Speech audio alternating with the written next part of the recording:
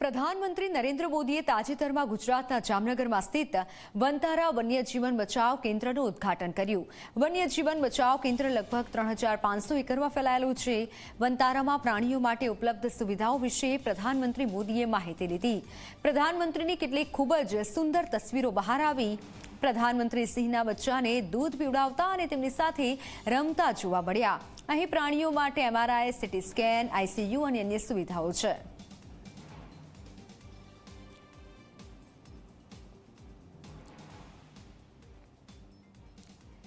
ત્યારે અબોલ વન્યજીવો વચ્ચે પીએમ મોદીએ સમય વિતાવ્યો હતો અને વન્યજીવોની સાર સંભાળની વ્યવસ્થાઓ અંગે તેઓએ માહિતી મેળવી હતી. વન્યજીવોની સારવાર કરતા ડોક્ટરો સાથે પણ પ્રધાનમંત્રીએ સંવાદ કર્યો હતો. વનતારાની કામગીરી પીએમ જોઈ અને ખુશખુશાલ થયા હતા.